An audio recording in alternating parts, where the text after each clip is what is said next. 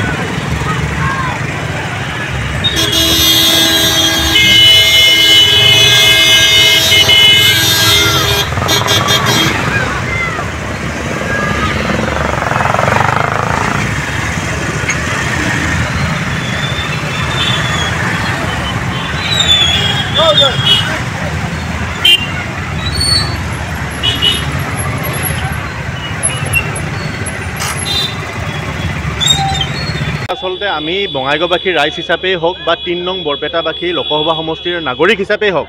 আমি এইবাৰ খুব আনন্দিত আৰু সুখী কাৰণ প্ৰথমবাৰৰ বাবে ৩ নং বৰপেটা লোকসভা সমষ্টিৰ বাসিন্দা হিচাপে আমি এজন যোগ্য সাংসদ পাবলৈ গৈ আছোঁ যিজন সাংসদে বঙাইগাঁৱৰ ৮ বছৰৰ বিধায়ক আমাৰ সন্মানীয় শ্ৰী ফণীভূষণ চৌধুৰী ডাঙৰীয়া ইমানটা বছৰে এআইডিএফ আৰু কংগ্ৰেছৰ যি সাংসদ আছিল বৰপেটা লোকসভা সমষ্টিত লুটি পুটি খাই বৰপেটাখনক বা আমাক শেষ কৰি পেলালে এইবাৰ প্ৰথমবাৰৰ বাবে এজন উন্নয়নকামী যোগ্য ফণীভূষণ চৌধুৰীৰ নিচিনা এজন প্ৰাৰ্থী আমি হিচাপে পাইছোঁ আমি সেইকাৰণে আজি যুৱ সমাজ আমি ওলাই আহিছোঁ অসম গণ পৰিষদৰ অসম যুৱ পৰিষদৰ উদ্যোগত আজি এই বিশাল বাইক ৰেলী আমি বঙাইগাঁৱৰ পৰা আৰম্ভ কৰিছোঁ আপোনালোকক আজি মই এটা কথা স্পষ্টভাৱে কৈছোঁ বৰপেটাৰ মানে যি লোকসভা সমষ্টিৰ নাগৰিক আছে আমি বাকী যি 10টা সমষ্টি আছে তাতো খবৰলৈ গম পাইছোঁ ফণীভূষণ চৌধুৰী ডাঙৰীয়াৰ যি উন্নয়নকামী যি মনোভাৱ তেওঁৰ যি নিকা ভাৱমূৰ্তি বিৰোধী এইবাৰ উটি ভাহি যাব প্ৰায় 3 পৰা 3.5 লাখ ব্যৱধানত ফণীভূষণ চৌধুৰী ডাঙৰীয়া জয়ী হ'ব আজি আমি যুৱ শক্তি প্ৰদৰ্শন আমাৰ যুৱকসকল কেনেকৈ একত্ৰিতভাৱে বঙাইগাঁও সমষ্টিত আজি দুৰ্গ হৈ আছে আৰু কেনেকৈ আজি যিহেতু অন্তিমটো দিন আমাৰ লোকসভা নিৰ্বাচন আমাৰ মিত্ৰজোঁটৰ প্ৰাৰ্থী শ্ৰীযুত ফণীভূষণ চৌধুৰী ডাঙৰীয়াৰ কাৰণে আমি বঙাইগাঁও সকলো যুৱক আজি আমি একত্ৰিতভাৱে আমি ওলাই আহিছোঁ আৰু আজি আমাৰ এই যি যুৱ শক্তি প্ৰদৰ্শন আমি এই শক্তি প্ৰদৰ্শনটো 50 কিলোমিটাৰমান আমি এৰিয়া কভাৰ কৰিম গোটেই বঙাইগাঁও সমষ্টিটো আমি ৰেলীটো আমি অব্যাহত ৰাখিম আচলতে বিশেষকৈ মই বঙাইগাঁও সমষ্টিত জড়িত হৈ আছিলোঁ কিন্তু মই বাকী আন বিধানসভা সমষ্টিবিলাকতো গ'লোঁ যোনবিলাক সমষ্টি লোকসভা সমষ্টিত অন্তৰ্ভুক্ত হৈ আছিলে বিশেষকৈ মই যদি পাকা বেতবাৰীৰ কথা কওঁ পাকা বেতবাৰী আমি অনুমান কৰা নাছিলোঁ কেনেকৈ তেওঁলোকে আমাক সঁহাৰি জনাব কিন্তু আজিৰ দিনটোত এইটো পৰিলক্ষিত হৈছে যে পাকা বেতবাৰীও কিন্তু খুব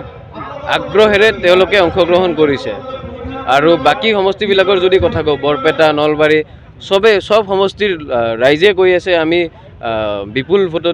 ভোট দিম কোনোবাই যদি কাৰোবাৰ ভোট আছে 2 লাখ কৈ আছে আমি 1.5 লাখ ভোট দিম গতিকে